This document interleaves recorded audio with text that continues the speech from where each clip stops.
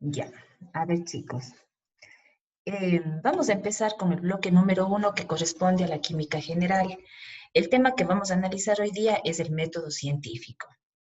Partimos con una pequeña introducción. Aquí les he colocado yo un anuncio que es muy común ver en la actualidad, donde nos hacen o nos ofrecen productos libres de químicos, pero en realidad este anuncio, perdón, no tiene mucho sentido, ¿sí? Debido a que todos los alimentos, incluso estos que se habla de cultivos orgánicos, son productos químicos, ¿cierto? El anuncio correcto debería decir libre de productos químicos artificiales. Porque si es que nosotros analizamos tanto los seres vivos animados, que en este caso, ¿cierto? Son seres vivos, plantas, animales, y también les analizamos a los inanimados, todos van a estar compuestos de productos químicos. Nosotros, los humanos, desde siempre hemos usado la química. Todas las experiencias de los seres humanos con materiales, con diferentes tipos de materiales o materia, indican que estamos relacionados con la química. ¿Cómo podemos justificar esto? Porque la química es una ciencia que va a estudiar la materia y los cambios que ocurren en ella. Entonces, si nosotros hablamos de una persona que está realizando el curtido de pieles, por ejemplo, estamos hablando de que está manipulando materia y por lo tanto está usando química. ¿Cuáles son las prácticas más antiguas? El teñido de telas, el curtido de pieles que les acabo de mencionar, la fundición de los minerales, el esmaltado de las cerámicas. Tenemos estas prácticas como la fabricación del vino, de la cerveza, de los quesos. Todo esto corresponde a prácticas que están relacionadas con la química. Si hacemos un pequeño análisis de la fabricación del vino, partimos de estos sustratos que luego van a ser convertidos en productos a través de una serie de procedimientos que se desarrollan gracias a reacciones químicas. Entonces, la química ha sido ampliamente utilizada desde la antigüedad, ¿cierto?, por la humanidad. ¿Por qué? Porque la química es considerada una ciencia central. Aquí, con la química moderna, ¿cierto? Podemos ver cómo a partir de materia se dan procesos de descomposición para obtener nuevos productos. El típico ejemplo es el caso del petróleo, en donde a partir de una serie de reacciones químicas podemos encontrar todos los derivados del petróleo. Entonces, nos muestra cómo está avanzando la química y gracias a la química vamos a obtener una gran cantidad de productos en diferentes áreas, ¿cierto? En la industria farmacéutica, ganadera, en la agricultura, ¿sí? En las ciencias de la salud. Como les decía, la química entonces es la ciencia del siglo XXI. La química es una ciencia central. Hemos hecho el ejemplo de los fármacos, ¿cierto? Si yo analizo un fármaco, el fármaco es materia. Entonces la farmacología está relacionada con la química. Si hago el mismo análisis con la microbiología, ¿qué estudia la microbiología? Los microorganismos. ¿Y qué son los microorganismos? Son materia, por lo tanto está relacionada con la química. Ustedes dentro de sus asignaturas más adelante tendrán materiales dentales. ¿Qué es lo que van a hacer allí? Pues simplemente a estudiar todos los materiales que van a ser usados posteriormente para los diferentes tratamientos. Entonces, la química es la ciencia central, es una ciencia que estudia la materia y los cambios que ocurren en ella, y este concepto hace que se justifique que la química se relaciona con todas las ciencias. Entonces, sin química no existen, fíjense ustedes, automóviles, electricidad, computadoras, CDs, ¿cierto? No van a existir fármacos. Y la química, entonces, es una ciencia realmente importante, es la ciencia central. En este gráfico que está aquí, simplemente nos muestra cómo la química se relaciona con una gran cantidad de ciencias. La que nos interesa a nosotros, la medicina y ciencias de la salud, donde obviamente está la odontología. Entonces, algunos ejemplos de los que yo les mencionaba, la farmacología, la nutrición, la química aplicada en la clínica, la radiología, en este caso imagenología, que es lo que ustedes igual van a recibir más adelante. Entonces, la química es una ciencia realmente importante en la odontología. ¿Por qué? Porque gracias a la química, por ejemplo, ustedes van a entender cómo se da el proceso de la caries.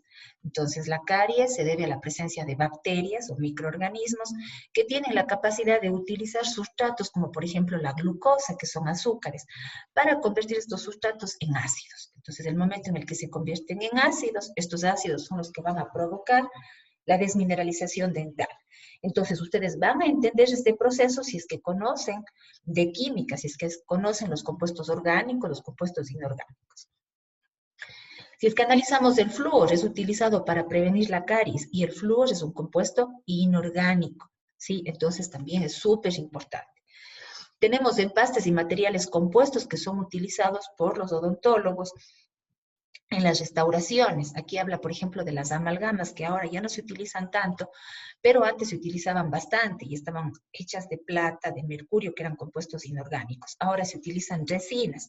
¿Y qué son las resinas? Son materiales, ¿cierto? Es materia, entonces es química. Otro procedimiento, el blanqueamiento dental. El blanqueamiento dental simplemente son una serie de reacciones químicas que ocurren para conseguir este efecto. ¿Gracias a qué? A compuestos químicos como el peróxido de hidrógeno, como el peróxido de carbamida. Entonces, esta diapositiva nos muestra la gran importancia que tiene la química en la odontología. Con respecto a la división de la química se divide en química descriptiva y analítica. Recuerden que la general es la que va a estudiar a la materia y los cambios que ocurren en la materia, las transformaciones, los principios. Pero esta química puede ser descriptiva, dentro de la cual tenemos a la inorgánica y orgánica, y puede ser analítica, dentro de la cual tenemos a la cuantitativa y cualitativa. A su vez, tanto la descriptiva como la analítica va a ser aplicada. Entonces, dentro de la aplicada tenemos a la bioquímica, que es la que a mí me interesa, porque es la que vamos a estudiar en el tercer y cuarto bloque. Tenemos otras más, ¿sí? Pero nosotros nos vamos a fijar en esto de acá, que es lo que nosotros vamos a revisar durante este ciclo.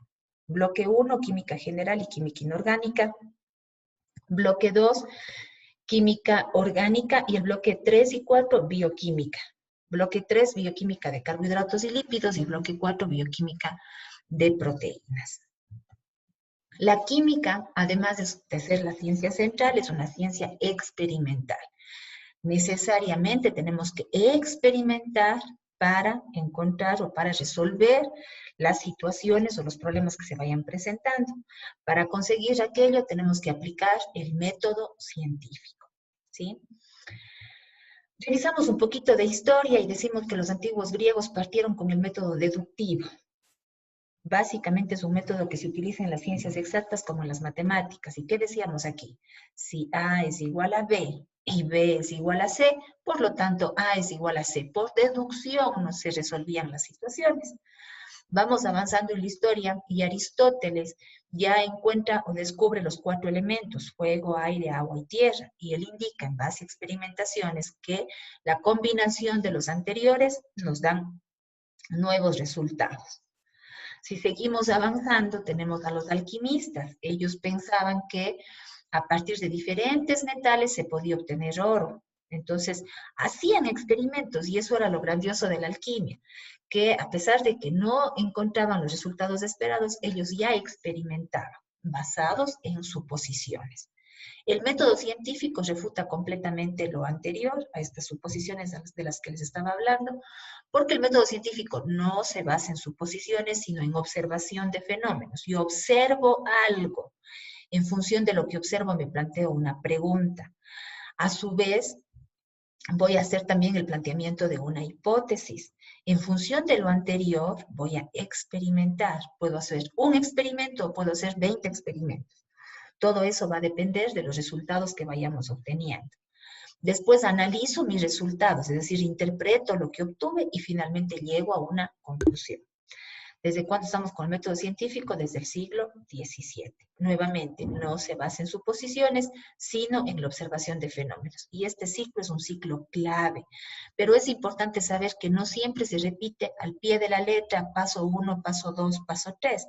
Puede ser que en algunas circunstancias yo llegue al experimento y obtenga algún resultado que me hace dudar lo que estoy haciendo. Entonces digo, voy a hacer otro experimento y hago otro experimento más y otro.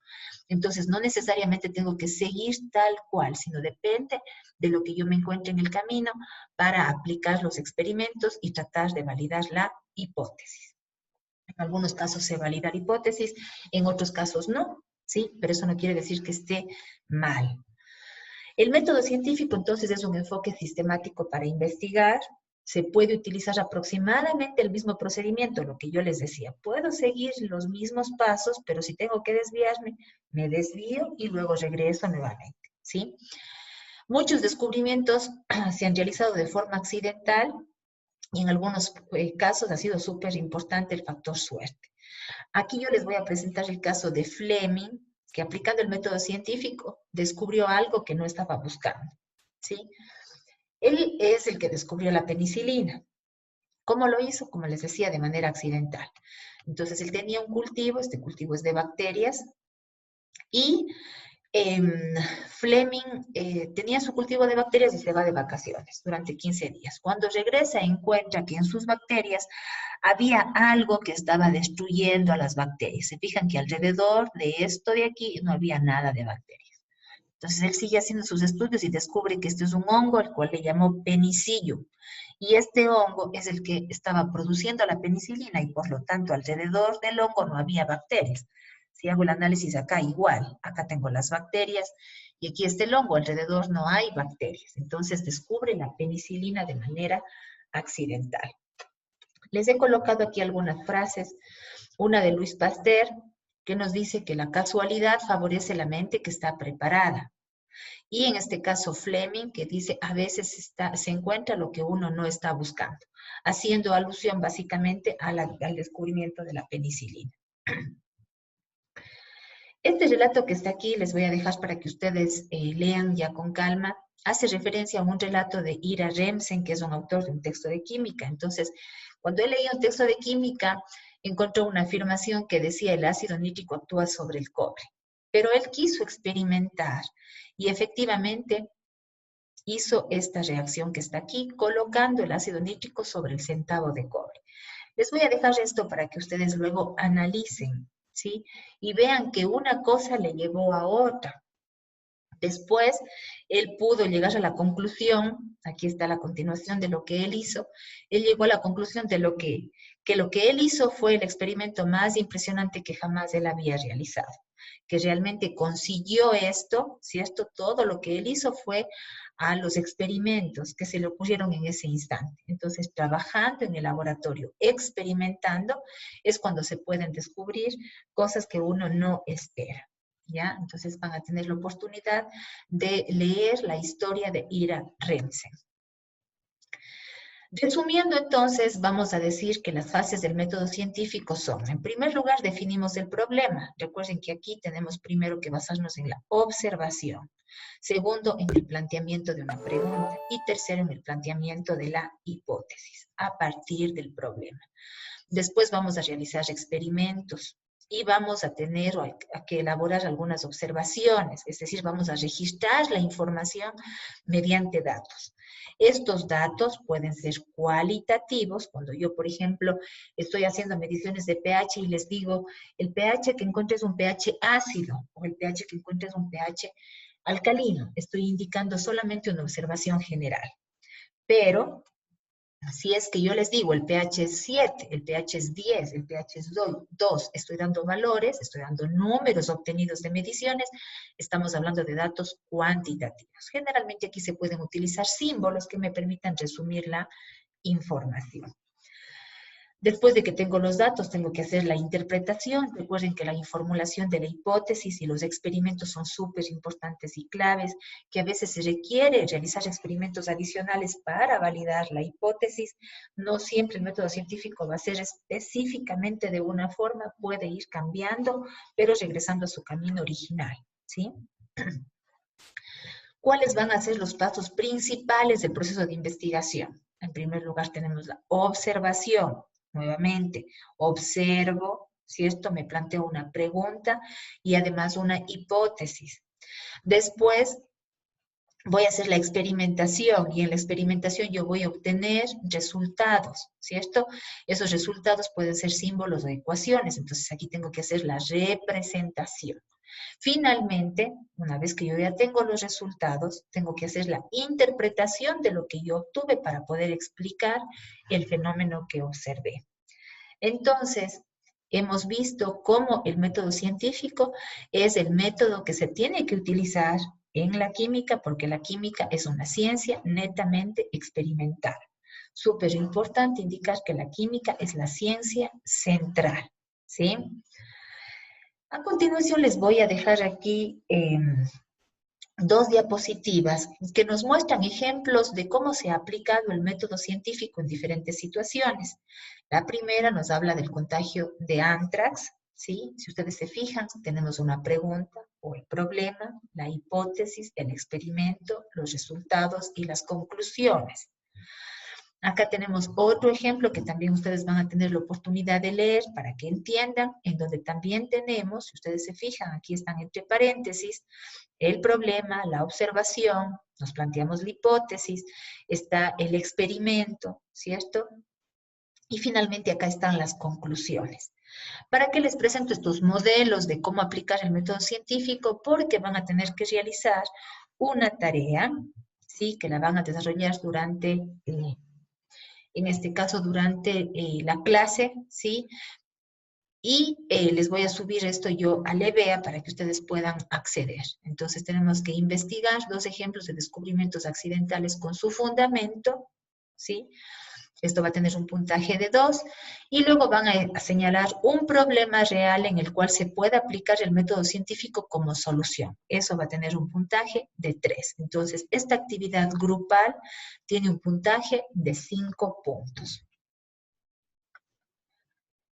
No sé si es que tienen alguna duda, chicos, sería importante que en el chat de avisos ustedes coloquen cualquier inquietud. De todas maneras, todas las dudas que surjan vamos a tratar en la clase.